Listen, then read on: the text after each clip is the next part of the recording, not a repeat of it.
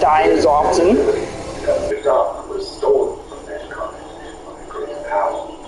Yet, even now, the age of stars continues to be championed by people called Regar, which act it was that led to the Box's banishment.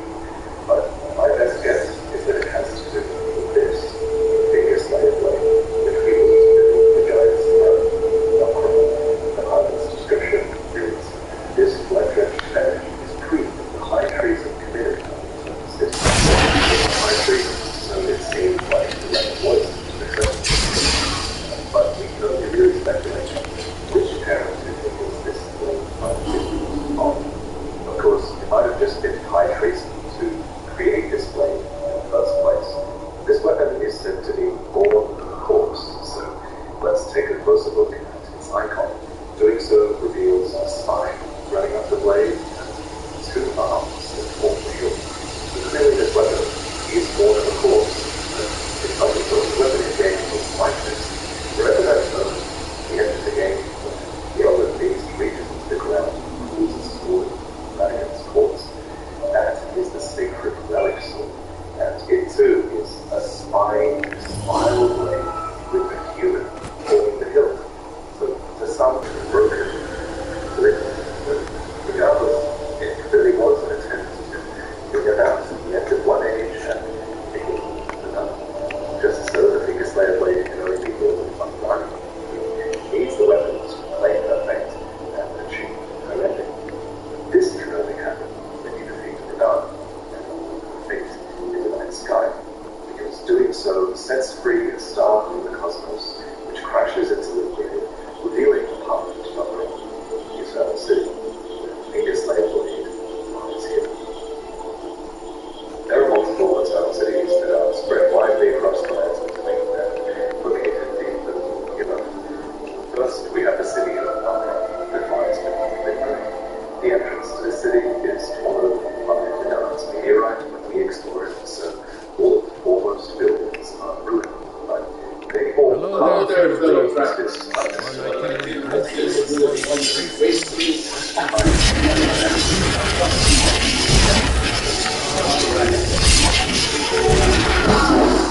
Then there's Nocron's twin, the city of Noxella, which is located in most people would have their first hit to the city when they woke up in sort of fighting the dragon soldiers of Noxella. But the true city is further up from here, stretching out between long sections and infested tunnels. Here, the Nox have actually learned how to ride these ants. The ants will happily turn on them if given a chance. But there's a third city. A completely devastated, nameless city located in which is the place we're about to talk about. What is the city? These three cities have incredible architecture, Nocron's massive inverted towers, clean out upstairs, shining cities, the brightest of this low-hanging night sky.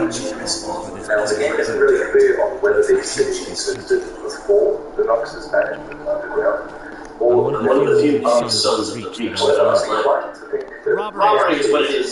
Silver like to try to muscle in on my leg. Attack mines. And suddenly all these cells go to hell. Anyone worth to sell it off. High treason and defeat of the eternal city. It doesn't blame the Nox. Your sword arm ready to existed above ground at some point. It blames the eternal city. But regardless, I've already had these well-known cities down reach, and they won't stop until they own all of them. Because the Nox family's own Carthage for giant shots. Rare for anyone to reach this culture. Not that it does any good. Nords they have more units or swarms. More swarm than the North. Fragments. This they accept as they wait for the age of stars to begin. In order to learn more about these cities, though, I'd like to look at some data and information. Of course, you have to take this with a grain of salt, but this obviously has pretty huge implications. So let's try to break down America's ancestry and see if we can arrive at the Nox. So America herself is of the Newman race, who, according to the character creation screen, are supposed descendants of denizens of the world. The only other supposed Newman in game are black assassins, who, according to the silver armor were all women and rumored to be women who had close ties with America herself. And we have proof that these women, like knives, were tied to the Eternal Cities. They say the assassins who carried out the deed were scions of the Eternal City. So if we take Regar at his word, then it seems like women are indeed tied up with the genealogy of the Eternal City, and that America herself is likely one of the Nox's ancestors. You could go as far as to say that America is actually from an Eternal City too. She is called the Eternal after all. But again, remember, this is dynamite information and we're not really supposed to know. But at any rate, while the Nox might be descended from the Newman, I think enough time has passed that most Nox aren't really considered Newmans anymore. If anything, they're now more akin to the Nightwing, which is actually another descendancy you can choose for your tarnish character creator. Nighthawk and Nox share similarly hued skin, and Nighthawk are a race that was said to be the silver swan of Berserk, gods of Twilight. Let's finally actually talk about the Nox mountains. In the mountains to the northeast, I'll mark that silver. The monks of the Eternal Cities are all men, and they fight with flowing weapons of liquid metal. So too, strong themselves, blocking the wiles of the Nox, who are agile warriors and serve as the personal guards of the Night Maidens. Night Maidens themselves are said to be of the highest clerical rank, and it's definitely interesting that a group of maidens would be of the highest clerical rank. It's almost as if the Night Maidens exist as a sort of parallel to the Kinglet Maidens, the two fingers, who serve the tarnished so that they might become Lord. Because remember, a core part of the Nox culture is also about searching for a Lord to serve.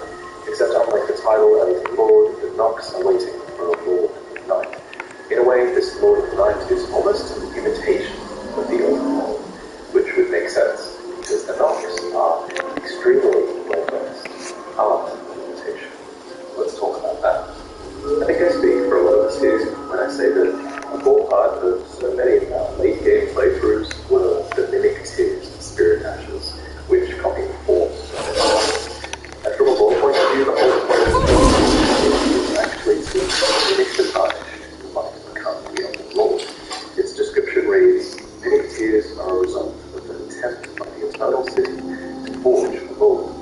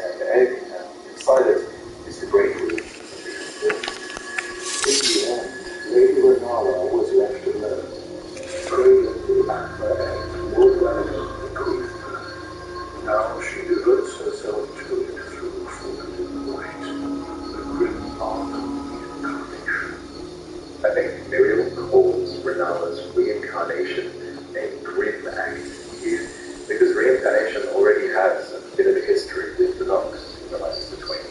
And Renala is the Earth Tree, so I can see how what she's doing might be a bit sacrilegious. She's even capable of using flowers properly as a so Miriam, speaking as any follower of the Earth Tree would, understand that the crime I understand. Anyway, when I searched for this phrase of forbidden rights in my Darwin spreadsheet, I stumbled upon cut dialogue from Dobbs, who confirms that forbidden rights like this did indeed originate in the Eternal City. I don't think it's a coincidence that forbidden rights is the same phrase used for Manala and by Dobbs as well. Oh, then, the Albinorics, a cursed souls born of a forbidden right in the Eternal City. So, the Albinorics seem to be a reference to the ancient notions of artificial life. And that's something that's supported by the Albinoric Leviathan description, which calls them life forms made by human hands.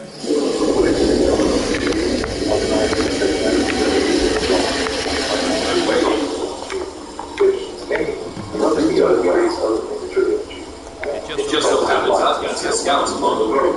Meet up with them. Together you see them.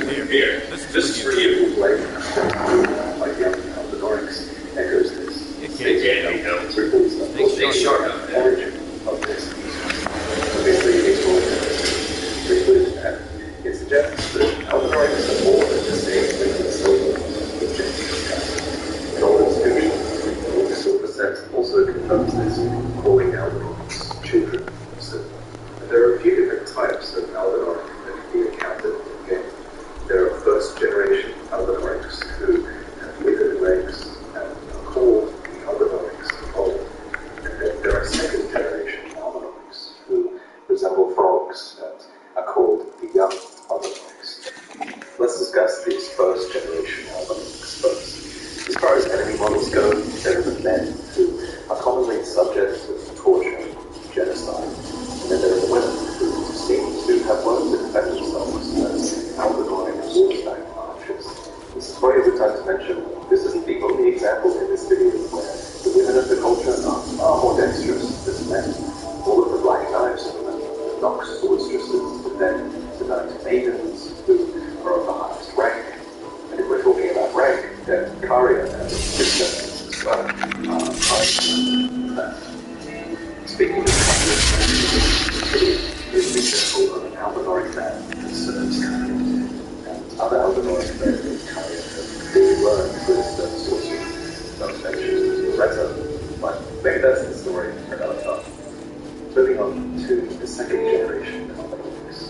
As newer Albinorics arise between, the formula for these artificial humans seems to have been improved, as they now have legs, which they comically could use, although Fox in his cut dialogue does say that they've lost the use of their tongues. So they really haven't got the formula quite right. And there's something also going on with their heads, which From Software themselves call dummy problem. You can even move the Albinoric mask, which is literally just their own face, skin, enacted, malicious mockery. I really should laugh, but it is kind of funny, evidently, that even Elden Ring players are also guilty of genocide to Albinorics, apparently, just for the sheer audacity of their secret existence.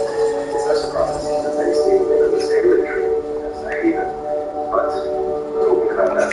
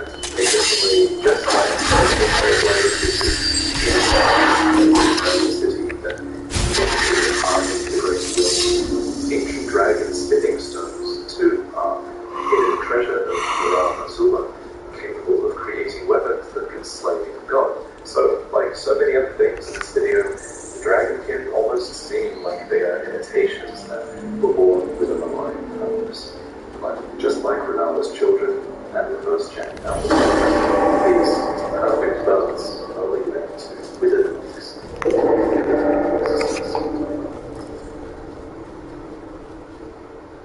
And now we finally arrive at the third city, the nameless Eternal City, which is located deep beneath the Earth Tree and the deep blue depths, and it's lost its sky, its name, and even all traces of the knocks.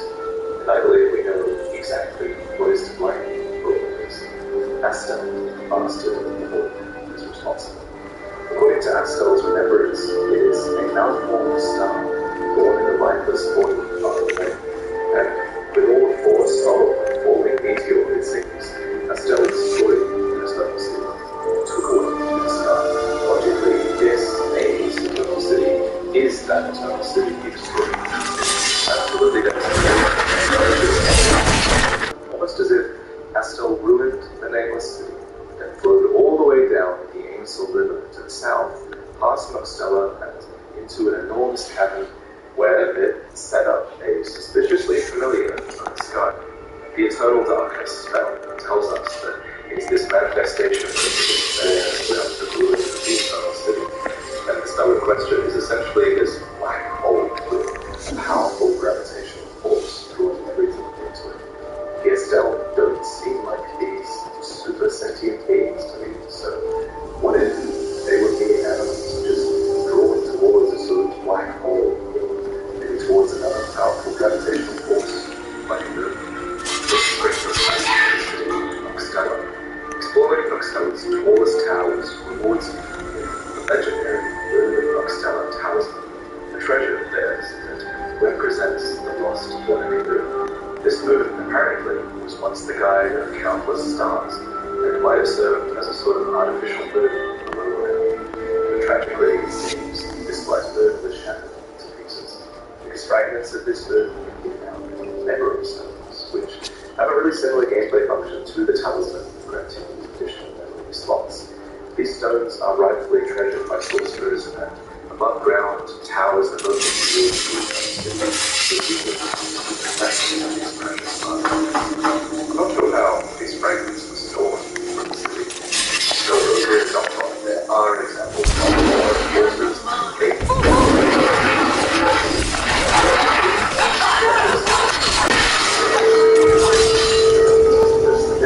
Why's my stream not working? Oh my god.